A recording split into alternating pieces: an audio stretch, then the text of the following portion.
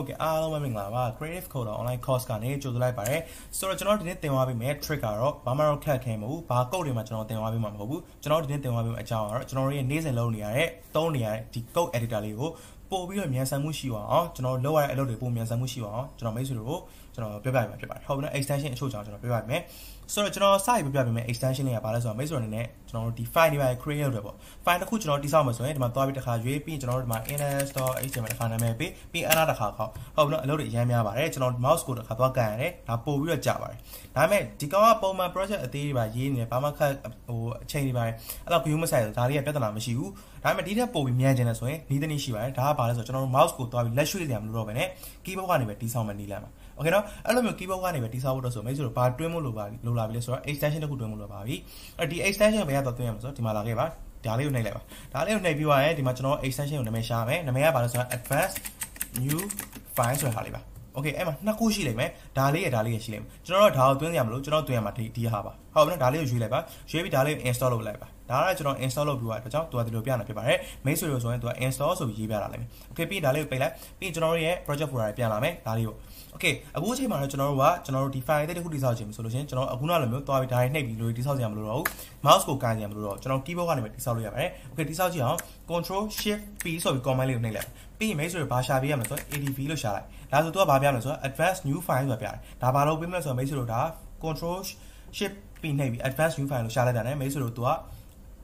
file တစ်ခုတိစောက်ပေးမယ်ဒီ extension လေးစပြီးသုံးလို့ရကြအောင်လာပြီးပြလိုက်မယ်โอเคဒါလေး enter ခေါ်လိုက်ဘယ်မှာတိစောက်လဲလာပြီโอเคကျွန်တော်ရဲ့ root folder မှာပဲတိစောက်မယ်မလားโอเค enter နှိုက်လိုက်ပါဒါဆို current file ရဲ့လမ်းကြောင်းထဲမှာတိစောက်မယ်လို့ပြောတာပါโอเคအဲ့တော့ကျွန်တော်ဗာတိစောက်မလို့ဆိုကျွန်တော်ဆိုပါတော့ကျွန်တော် about.html ကျွန်တော်တိစောက်မယ်ပေါ့ဟုတ်ပြီနော်โอเคဒါဆို about.html လေးကပေါ်လာပါပြီအရမ်းမြန်ပါတယ်တခါတည်းဒီမှာပွင့်လာပါတယ်အရမ်းမြန်ပါတယ်ဟုတ်ပြီနော်โอเค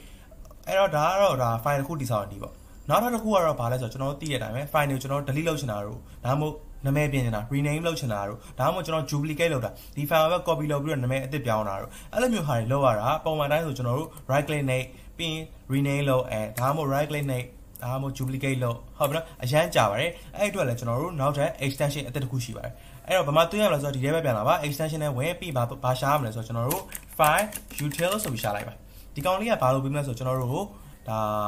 ါအခုနောက်တော့ delete တွေ rename တွေ duplicate တွေအတွက်မိတ်ဆွေတို့ပို့ပြီးမြန်ဆန်အောင်လုပ်ပေးပါလိမ့်မယ် keyboard ကနေပဲအားလုံးလုပ်ဆောင်အောင်ပါအဲ့ဒါလေးကို install ချလိုက်ပါပြီးရင်ကျွန်တော်ဒါလေးပြန်ပိတ်ပြီးကျွန်တော်ရဲ့ project folder ပြန်ဝင် okay ဒီမှာပေါ့ကျွန်တော်အခုချိန်မှာကျွန်တော်ဒီ index.html ကျွန်တော်ဖြတ်ချင်တယ်ရတယ်ကျွန်တော်ဒီ folder ကိုဒီ file ကိုကျွန်တော်ဖွင့်လာတယ် okay ကျွန်တော်ရုပ်တရက်ကျွန်တော်ကဒီ keyboard ကနေပဲဖြတ်ချင်တယ်ဆိုဘာလို့အောင်လဲ control နဲ့ shift ပြန်ပြီးရနှိပ်လိုက်ပြီးရင်ကျွန်တော်ဖြတ်ချင်တာမလား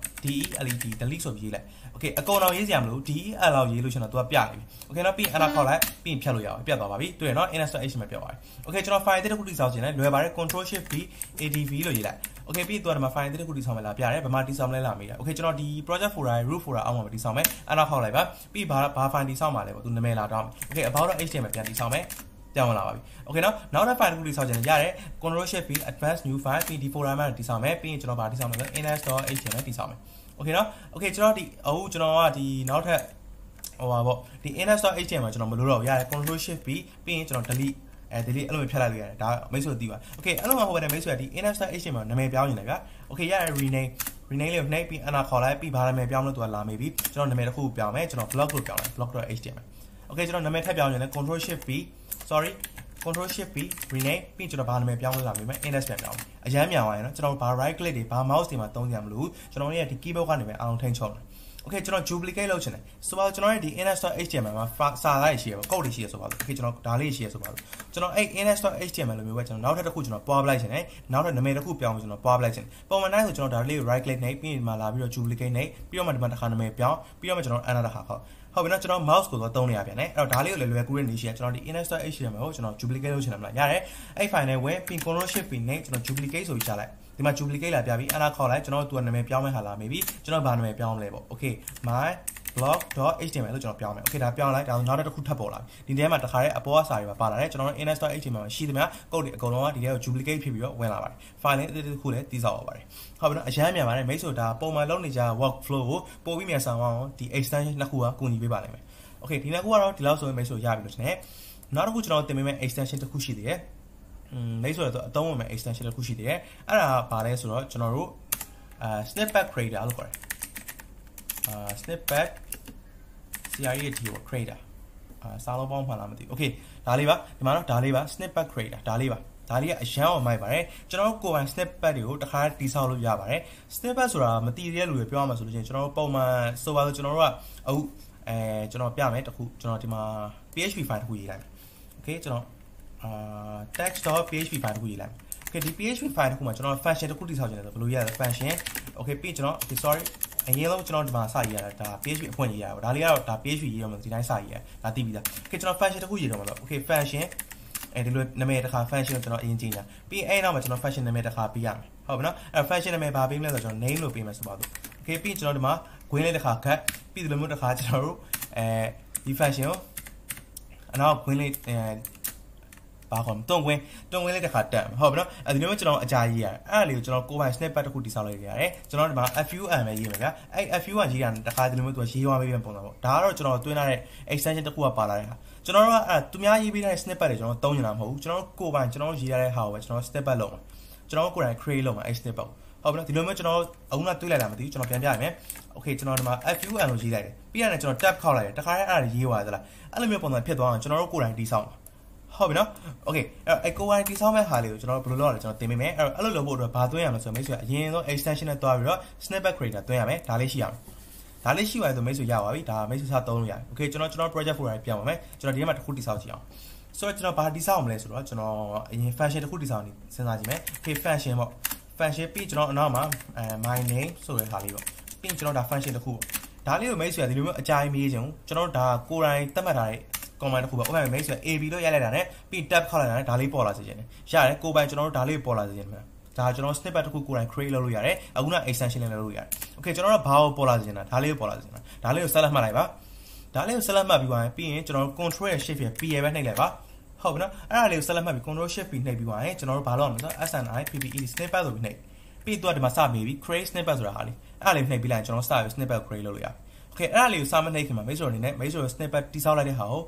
ဘယ်လိုဝင်သွားလဲကြည့်ချင်လို့ရှိရင်ကျွန်တော်သင်ပေးမယ်ဒီဟာလေးကိုနှိပ်ရမှာနော် preference တွေကို preference ဆိုအရင်သွား preference ကိုနှိပ်ပြီးရင် php ဆိုတဲ့ဟာလေးရွေး php ပြီး php.json ဆိုတဲ့ file လေးပွင့်လာဒီထဲကိုဝင်လာမှာမိတ်ဆွေတိဆောက်လိုက်တဲ့ snippet တွေဒီထဲကိုဝင်လာမှာဟုတ်ပြီနော်အဲ့ဒါလေးကိုတစ်ခါတွဲပြီးကြည့်လို့ရအောင်ကျွန်တော်ဖွင့်ထားလိုက်တယ် okay ကျွန်တော်ဒါလေးကိုတိဆောက်မယ်ဆိုတော့ကျွန်တော်ပြန်လုပ်မယ်ဒါလေးကိုကျွန်တော်ဒါ select မှတ်ပြီး control shift ပြီးကျွန်တော် create snippet ဆိုတာလေးရွေးမယ်ဟုတ်ပြီနော် create snippet ဒါလေးကိုနှိပ်တွဲစမေးပြီးဒီ snippet ကိုဘာနာမည်ပေးမှာလဲပေါ့okay ကျွန်တော်ဘာနာမည် sorry ဒီ snippet ကိုဘာနာမည်ပေးမှလည်းမဟုတ်ဘူးဒီ snippet ဘာနဲ့ဆိုင်တဲ့ဟာလဲစမ်းပြီးဟုတ် HTML နဲ့ဆိုင်တာလားဟုတ်ပြီနော် HTML နဲ့ဆိုင်တာမဟုတ်ဒါမှမဟုတ် PHP နဲ့ဆိုင်တာလား okay အဲ့လိုမျိုးလာမေးပြီကျွန်တော်တို့အခုကဘာ file လဲ PHP file okay အဲ့တော့ PHP လေးကိုစယူရမယ် language က PHP okay snippet ကိုနာမည်စပေးရမယ်ဘာနာမည်ပေးမလဲဆိုတော့ကျွန်တော် function လို့ကျွန်တော်နာမည်ပေးလိုက်